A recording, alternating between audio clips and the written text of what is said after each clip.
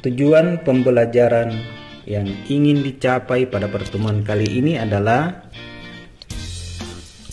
pertama, menjelaskan cara memberi muatan listrik pada benda. Kedua, memberikan contoh gejala kelistrikan dalam kehidupan sehari-hari. Dan ketiga, menjelaskan interaksi antara benda-benda bermuatan listrik jika saling didekatkan. Halo sahabat rumah belajar, senang sekali bisa bertemu dengan kalian lagi. Kali ini kita akan mempelajari materi listrik statis pada topik muatan listrik. Apa dan bagaimana sebuah benda dapat bermuatan? Perhatikan tayangan berikut ini. Bagaimana sisir plastik dapat menarik sobekan kertas? Apakah ada yang tahu? Mari kita cari tahu ya. Siapkan sisir plastik dan sobekan kertas. Lalu,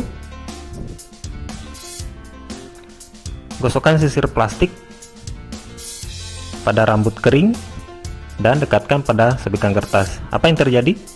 Wow, sobekan kertas tertarik oleh sisir plastik. Kalian pikir ini magic atau sulap? Bukan. Ini terjadi karena sisir plastik telah bermuatan listrik. Muatan listrik adalah muatan dasar yang dimiliki benda yang membuatnya mengalami gaya pada benda lain. Ada dua jenis muatan listrik, yaitu positif dan negatif. Benda netral memiliki jumlah muatan positif dan negatif yang sama. Jadi, sisir plastik netral jika muatan positifnya sama dengan muatan negatifnya. Nah, sekarang kita sudah tahu bahwa sisir plastik yang netral dapat diberi muatan listrik dengan menggosokkannya pada rambut kering.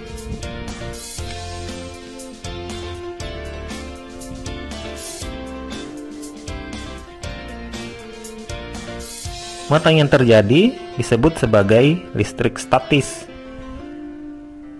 Lalu, bagaimana dengan sisir logam? Apakah akan menarik sobekan kertas seperti halnya sisir plastik? Mari kita coba lagi ya.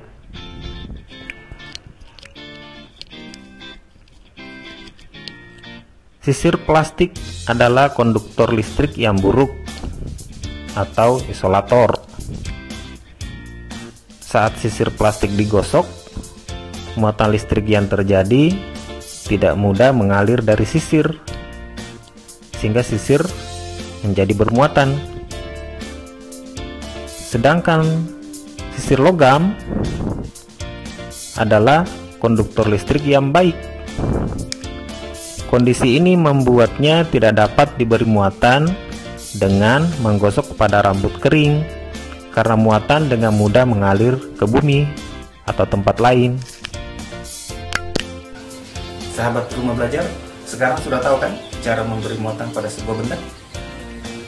Lalu, bagaimana interaksi antar benda-benda bermuatan jika saling didekatkan? Untuk lebih jelasnya, perhatikan tayangan berikut ini. Interaksi antara dua benda bermuatan sejenis dan dua benda bermuatan tidak sejenis yang saling didekatkan. Apa yang terjadi pada keduanya? Berdasarkan dua tayangan tadi, dapat disimpulkan bahwa pertama, benda netral dapat diberi muatan listrik dengan cara digosok atau menggosok pada benda lain.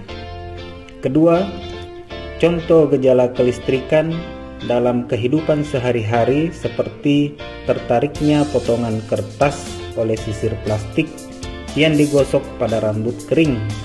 Dan ketiga, benda bermuatan listrik sejenis tolak-menolak, benda bermuatan listrik tidak sejenis tarik-menarik jika saling didekatkan.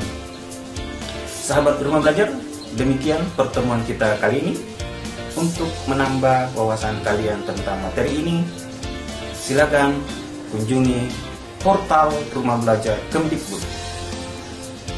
Terima kasih. Salam Rumah Belajar.